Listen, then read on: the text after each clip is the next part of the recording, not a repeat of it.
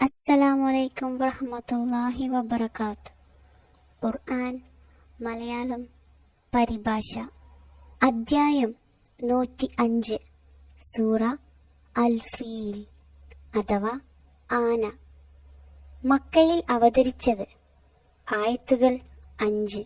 പരിശുദ്ധ കഅബ തകർക്കാൻ ആനപ്പടയുമായി പുറപ്പെട്ടവർക്ക് അള്ളാഹു കടുത്ത ശിക്ഷ നൽകിയ സംഭവം വിവരിച്ചതുകൊണ്ടാണ് ഈ അദ്ധ്യായത്തിന് അൽ ഫീൽ അഥവാ ആന എന്ന പേർ നൽകപ്പെട്ടത്.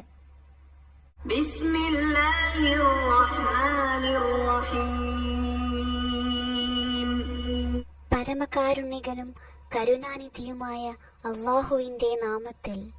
ألم تر كيف فعل ربك بأصحاب الفيل ആനക്കാരെ കൊണ്ട് നിന്റെ രക്ഷിതാവ് പ്രവർത്തിച്ചത് എങ്ങനെയെന്ന് നീ കണ്ടില്ലേ? ألم يجعل كيدهم في تضليل അവരുടെ തന്ത്രം അവൻ പിഴവിലാക്കിയില്ലേ? وأرسل عليهم طيرا أبابيل കൂട്ടം കൂട്ടമായി കൊണ്ടുള്ള പക്ഷികളെ അവരുടെ നേർക്ക് അവൻ അയക്കുകയും ചെയ്തു. ترميهم بحجارة من سجيل ചുട്ടുപഴുപ്പിച്ച കളിമൺ കല്ലുകൊണ്ട് അവരെ എറിയുന്നതായ. فجعلهم كعصف مأكول അങ്ങനെ അവൻ അവരെ തിന്നൊടുക്കപ്പെട്ട വൈക്കോൽ തുരുമ്പ് പോലെ ആക്കി.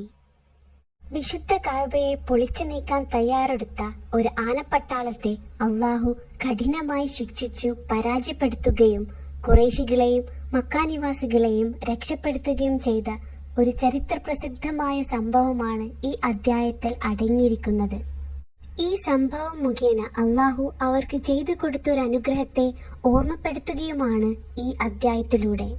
ഹബിഷ അഥവാ അബിസീനിയയിലെ ചക്രവർത്തിയായിരുന്ന നജ്ജാഷിയുടെ കീഴിൽ യമൻ ഭരിച്ചിരുന്ന രാജാവായിരുന്നു അബ്രഹത്ത്. ചക്രവർത്തിയുടെ പ്രീതി കിട്ടാൻ വേണ്ടി വലിയൊരു ക്രിസ്തീയ ദേവാലയം അവൻ അവിടെ പണിതു. ജനങ്ങളെ അങ്ങോട്ട് ആകർഷിക്കുവാൻ വേണ്ടി അവൻ ഒരു ഉപായം കണ്ടു. മക്കയിലേക്ക് ഹജ്ജിന് ജനങ്ങൾ പോകുന്നത് നിർത്തലാക്കി പകരം ആ ദേവാലയത്തിലേക്ക് വരണമെന്നായിരുന്നു പരിപാടി. ഏതായാലും വിശുദ്ധ കഅബയെ പൊളിച്ചു നീക്കാൻ ഒരു വമ്പിച്ച സേനയുമായി അബ്രഹത്ത് തയ്യാറായി മക്കയിലേക്ക് പുറപ്പെട്ടു.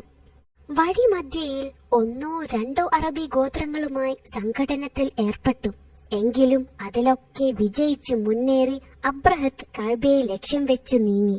സൈന്യത്തിൽ 1 അതിലേറെയോ ആനകൾ ഉണ്ടായിരുന്നു. മക്കയുടെ അടുത്ത ഒരു സ്ഥലത്ത് വെച്ച് തങ്ങളുടെ വരവിന്റെ ഉദ്ദേശം അറിയിക്കുവാൻ വേണ്ടി ഖുറൈശികളുടെ അടുത്തേക്ക് ആളെ അയച്ചു. തങ്ങൾ ഒരു യുദ്ധത്തിനല്ലെന്നും കഅബ പൊളിച്ചു നീക്കാൻ മാത്രമാണ് വരവിന്റെ ഉദ്ദേശമെന്നും അറിയിച്ചു. പക്ഷേ അബ്രഹത്തിന്റെ സൈന്യത്തെ നേരിടാനുള്ള കലിപ്പും കരുത്തും തന്നെ ഖുറൈശികൾക്കില്ലായിരുന്നു. അങ്ങനെ ആ ഒരു കാഴ്ച കാണാനുള്ള ധൈര്യമില്ലാതെ അവർ സ്ഥലം വിട്ടുപോയി. അന്ന് ഖുറൈശികളുടെ നേതാവും കഅബയുടെ മേൽനോട്ടക്കാരനും നബിയുടെ പിതാമഹൻ അബ്ദുൽ മുത്തലിബായിരുന്നു. വഴിമധ്യേ അബ്രഹത്ത് അദ്ദേഹത്തിന്റെ 200 ഒട്ടകങ്ങൾ പിടിച്ചടക്കി കഴിഞ്ഞിരുന്നു. അബ്രഹത്ത് ആളെ വിട്ടയച്ച സമയത്ത് താങ്കൾക്ക് വല്ലതും പറയാനുണ്ടോ എന്നും അന്വേഷിച്ചിരുന്നു. അബ്ദുൽ മുത്തലിബിന്റെ മറുപടി ഇതായിരുന്നു: താങ്കളുടെ ആൾക്കാർ എന്റെ ഒട്ടകത്തെ പിടിച്ചു വെച്ചിട്ടുണ്ട്, അവയെ വിട്ടുതരണം. ഇത് കേട്ട അബ്രഹത്ത് പരിഹസിച്ചുകൊണ്ട് പറഞ്ഞു: നിങ്ങളുടെ പൂർവികരായി ബഹുമാനിച്ചു കൊണ്ടുവരുന്ന മന്ദിരത്തെ നശിപ്പിക്കുന്നതിനെ പറ്റി ഒന്നും പറയാതെ കേവലം താങ്കളുടെ ഒട്ടകത്തിനെ പറ്റി മാത്രം സംസാരിച്ചത് എന്നെ ആശ്ചര്യപ്പെടുത്തുന്നു. നിങ്ങൾ മോശക്കാരൻ തന്നെ. അബ്ദുൽ മുത്തലിബ് തിരിച്ചു പറഞ്ഞു: ഞാനാണ് ഒട്ടകത്തിന്റെ ഉടമസ്ഥൻ. ആ മന്ദിരത്തിനൊരു ഉടമസ്ഥനുണ്ട്, അതവൻ രക്ഷിച്ചുകൊള്ളും. അങ്ങനെ മുമ്പിൽ ആനയുമായി സൈന്യം മുന്നോട്ട് വെച്ചു. കഅബയുടെ നേരെ തിരിഞ്ഞതോടെ കൂടെ ആന മുട്ടുകുത്തി തീരെ നീങ്ങാതായി. കിടന്ന് പരിശ്രമിച്ചിട്ടും ആന മുന്നോട്ടു നീങ്ങുന്നില്ല. മറ്റ് ഏത് ഭാഗത്തേക്കും തിരിച്ചാൽ അതിനൊരു തടസ്സവുമില്ല. അള്ളാഹു അവരിലേക്ക് ഒരു തരം പക്ഷിക്കൂട്ടത്തെ അയച്ചു. ഒരു പ്രത്യേക തരം കല്ലുകൾ അവർ സൈന്യത്തിന്റെ മീതെ വർഷിച്ചു. ചുട്ടു പഴുപ്പിച്ച കളിമണ്ണ് കല്ലുകളാണത്രേ അത്. ഇതുവഴി സൈന്യം നാമാവശേഷമായി തീർന്നു. അങ്ങനെ അള്ളാഹു അവന്റെ മന്ദിരത്തെ കാത്തിരക്ഷിക്കുകയും ചെയ്തു. ഈ ഒരു സംഭവം അന്ന് ഖുറൈശികൾക്കിടയിലും മറ്റ് പല രാജ്യങ്ങൾക്കിടയിലും വലിയൊരു ചർച്ചാ വിഷയമായിരുന്നു. അള്ളാഹു നമ്മളെ ഏവരെയും അനുഗ്രഹിക്കുമാറാകട്ടെ. ആമീൻ.